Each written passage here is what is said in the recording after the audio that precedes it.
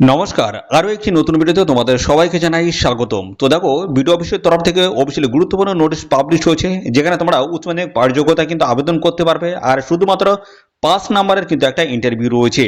আর বয়স থাকতে হচ্ছে 18 থেকে 40-এর মধ্যে, এবং ছেলে মেয়ে উভয় ক্যান্ডিডেট তোমরা কিন্তু এখানে আবেদন করতে পারবে। রাজ্যের 23টি জেলা থেকে ছেলে মেয়ে তোমরা কিন্তু সবাই এখানে অ্যাপ্লাই করতে পারবে।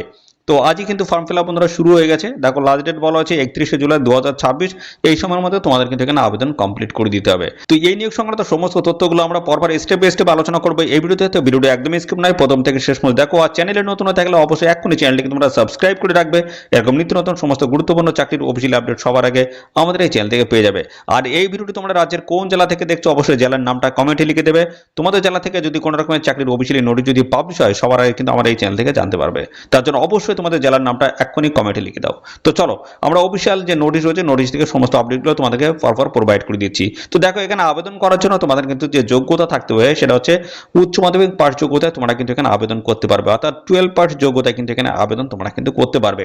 আর এখানে কিন্তু রাজ্যে 23টি জেলা থেকে ছেলে মেয়ে, মেল এবং ফিমেল উভয় ক্যান্ডিডেট তোমরা কিন্তু এখানে অ্যাপ্লিকেশন করতে পারবে। দেখো, এখানে আবেদন করার জন্য তোমাদের যে বয়স লাগবে সেটা হচ্ছে মিনিমাম কিন্তু 18 বছর। আর বয়সটা কিন্তু 1/1/2026 হিসেবে তোমাদের বয়সটা হিসাব করতে হবে। সেই হিসেবে মিনিমাম বয়স তোমাদের কিন্তু 18 বছর, আর ম্যাক্সিমাম কিন্তু এখানে 40। ঠিক আছে, 18 থেকে 40-এর মধ্যে যদি হয়ে থাকে সেক্ষেত্রে অ্যাপ্লাই করতে পারবে। আর এখানে আবেদন করার জন্য অবশ্যই তোমাদের কিন্তু পার্মানেন্ট রেসিডেন্ট হতে হবে ওয়েস্ট বেঙ্গল, অর্থাৎ রাজ্যের স্থায়ী বাসিন্দা তোমাদের কিন্তু হতে হবে। এটা যদি হয়ে থাকো সেক্ষেত্রে অবশ্যই তোমরা কিন্তু এখানে অ্যাপ্লাই কমপ্লিট করে দেবে। তো এবার আমরা যে বিষয় নিয়ে আলোচনা করবো সেটা হচ্ছে কোন কোন ডকুমেন্টসগুলো তোমাদের এখানে লাগবে অ্যাপ্লাই করার জন্য। তো এখানে কিন্তু একটা অ্যাপ্লিকেশন ফর্ম দেওয়া রয়েছে, সেই ফর্মটা কিন্তু তোমাদের পুরোপুরি ফিল করতে হবে। আর এই সমস্ত ডকুমেন্টসগুলো তোমাদের কিন্তু অ্যাটাচ করে এদের নির্দিষ্ট অ্যাড্রেস তোমাদের পাঠিয়ে আবেদন করতে হবে। তো কোন কোন ডকুমেন্টসগুলো রয়েছে দেখে নাও এক নজরে। তো বলা হচ্ছে self attested photocopy of certificate marksheet, অর্থাৎ উচ্চ মাধ্যমিক পাশ যোগ্যতা তোমাদের কিন্তু সার্টিফিকেট মার্কশিট কিন্তু লাগবে। এছাড়া বলা হচ্ছে self attested photocopy of birth certificate অথবা অ্যাডমিট কার্ড। ঠিক আছে, মাধ্যমিকের অ্যাডমিট কার্ড দিলে কিন্তু হয়ে যাবে, ওকে। অথবা ডেট অফ বার্থ সার্টিফিকেট যে কোনো একটি ডকুমেন্টস দিলে কিন্তু হবে। এছাড়াও বলা হচ্ছে self attested photocopy of Aadhaar card, Aadhaar কার্ডের কিন্তু জেরক্স কপি লাগবে। এছাড়াও বলা হচ্ছে ওয়ান পাসপোর্ট সাইজের কালার ফটো তোমাদের কিন্তু এখানে প্রয়োজন হবে এখানে আবেদন করার জন্য। তো এই সমস্ত ডকুমেন্টসগুলো কিন্তু আবেদন করার সময় তোমাদের কিন্তু প্রয়োজন হচ্ছে। তো চলো, অ্যাপ্লিকেশন ফর্মটা তোমরা কীভাবে ফিল করবে সমস্তটাই দেখাচ্ছে। আর অ্যাপ্লিকেশন ফর্মের সাথে কিন্তু এই সমস্ত ডকুমেন্টসগুলো তোমাদের কিন্তু অ্যাটাচড করতে হবে। ঠিক আছে, তো এটা হচ্ছে অফিসিয়ালি অ্যাপ্লিকেশন ফর্ম রয়েছে, এই ফর্মটা তোমাদের কিন্তু প্রপারভাবে ফিল করতে হবে। রিলেভেন্ট সমস্ত ডকুমেন্টস অ্যাটাচ করে এদের নির্দিষ্ট অ্যাড্রেসে পাঠিয়ে তোমাদের কিন্তু আবেদন কমপ্লিট করতে হবে। এখানে রিসেন্ট পাসপোর্ট সাইজের কিন্তু ফটো তোমরা কিন্তু লাগিয়ে দেবে। তারপরে দেখো, 1 নম্বরে চলে আসি। 1 নম্বরে ফার্স্ট নেম, তোমাদের নামটা কিন্তু এখানে লিখতে হবে ব্লক লেটারে, অর্থাৎ বড় অক্ষরে কিন্তু তোমাদের এখানে নামটা লিখতে হবে। তারপরে দেখো, এখানে লাস্ট নেম তোমাদের কিন্তু রয়েছে।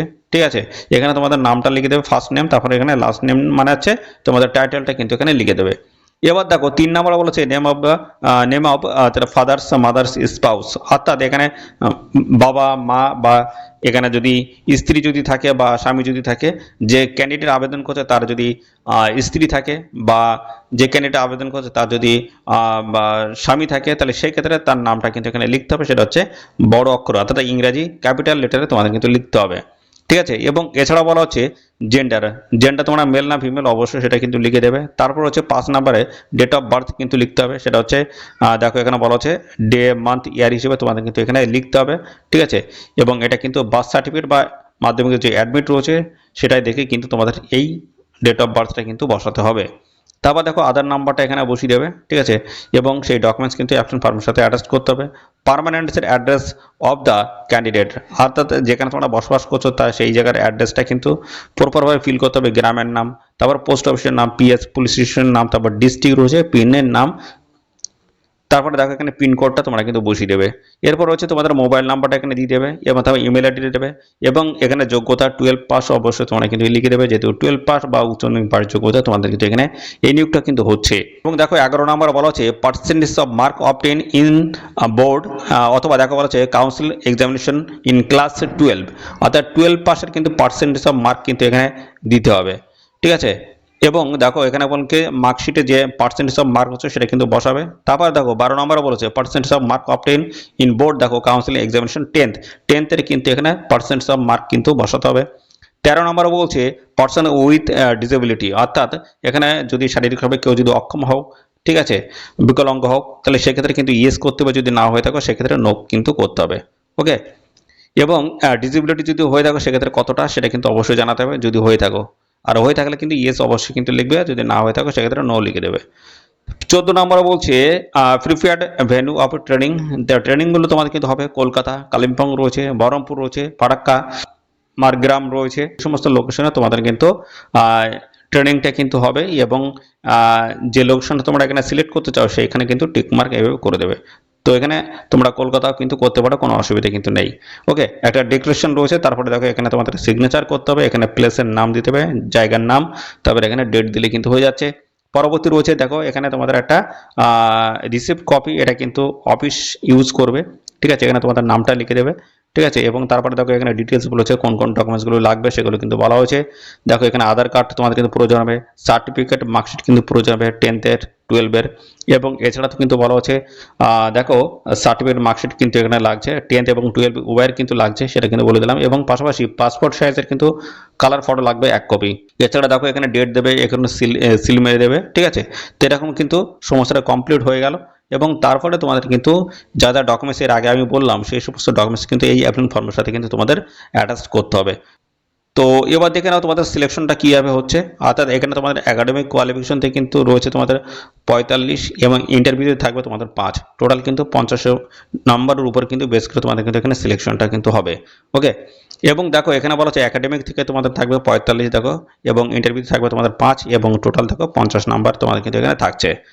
তো এটা গেল। এবং এরপরে দেখো তোমাদের এই জায়গাটা বলা হচ্ছে আন্ডার একাডেমিক মার্কগুলো কিন্তু বলা হচ্ছে 10 থেকে থাকবে তোমাদের 10, ঠিক আছে, 10 থেকে 10 থাকবে, এবং তোমাদের 12 থেকে থাকবে 35, টোটাল হলো তোমাদের হচ্ছে আর 45, আর 5 নাম্বার থাকবে ইন্টারভিউতে, তাহলে 45 প্লাস হচ্ছে 5, অর্থাৎ 45 প্লাস 5 সমান হচ্ছে 50 নাম্বার। আর এখানে দেখো আবেদন করার জন্য তোমাদের এটা কিন্তু আগেই বলে দিয়েছি, তোমাদের উচ্চ মাধ্যমিক পাঠ যোগ্যতা থাকতে হবে, বয়স 18 থেকে 40-এর মধ্যে হতে হবে, 1/1/2026 বয়সটা হিসাব করতে হবে। আর এখানে দেখো রাজ্যের কিন্তু স্থায়ী বাসিন্দা হতে হবে, এবং সাথে 10 বছরের কিন্তু স্থায়ী বাসিন্দা হতে হবে আমাদের এই রাজ্যের, তবেই কিন্তু তোমরা এখানে আবেদন করতে পারবে। ওকে, আর দেখো এই অফিসিয়াল নোটিশটি পাবলিশ হচ্ছে government of West Bengal office of the district ম্যাজিস্ট্রেটের মুর্শিদাবাদের তরফ থেকে এই অফিসিয়াল গুরুত্বপূর্ণ নোটিশটি বন্ধুরা পাবলিশ হয়েছে, একদম লেটেস্ট চাকরির অফিসিয়ালি আপডেট কিন্তু দেখতে পাচ্ছ, 7/7/2026-এর ডেট রয়েছে। এবং এখানে তোমাদের যে নিয়োগটা হচ্ছে সেটা হচ্ছে AVYAY, অর্থাৎ এখানে যার পুরো নাম রয়েছে অটল ভাই অভ্যুদয় যোজনার তরফ থেকে এখানে তোমাদের কিন্তু এই নিয়োগটা কিন্তু করা হচ্ছে, ঠিক আছে। এখানে ট্রেনিং এর ব্যবস্থা কিন্তু করা হচ্ছে, এবং ট্রেনিং শেষে তোমাদের কিন্তু এখানে জব কিন্তু প্রোভাইড করা হবে, ঠিক আছে। তো এখানে দারুণ একটি চাকরির অফিসিয়ালি আপডেট। তো এরকম নিত্য নতুন সমস্ত আপডেট কিন্তু আসছে, প্রত্যেকটি জেলার থেকে অফিসিয়ালি আপডেট আসছে। এটা কিন্তু নতুন একটি বিডিও, SDO, DMA অফিসের তরফ থেকে কিন্তু এই গুরুত্বপূর্ণ ট্রেনিং এর ব্যবস্থা কিন্তু করা হচ্ছে। ট্রেনিং শেষে তোমাদের কিন্তু জব পোস্টিং কিন্তু হয়ে যাবে, ঠিক আছে। তো এই হচ্ছে সমস্ত আপডেট, ঠিক আছে। তো এই নিয়োগ সংক্রান্ত আর কোনো তথ্য যদি জানতে ইচ্ছে করো তার জন্য অবশ্যই এক্ষুনি কমেন্ট করবে, আর সাথে সাথে অবশ্যই ভিডিওতে একটি লাইক ও শেয়ার করে দেবে। আর চ্যানেলে যদি নতুন না থাকো অবশ্যই চ্যানেলটিকে তোমরা সাবস্ক্রাইব করে রাখো, এরকম নিত্য নতুন সমস্ত গুরুত্বপূর্ণ চাকরির অফিসিয়ালি আপডেট সবার আগে আমাদের এই চ্যানেল থেকে পেয়ে যাবে। তো আজকের এই ভিডিও এই পর্যন্ত, পরবর্তী আরও একটি নতুন ভিডিওতে তোমাদের সাথে দেখা হবে। ধন্যবাদ।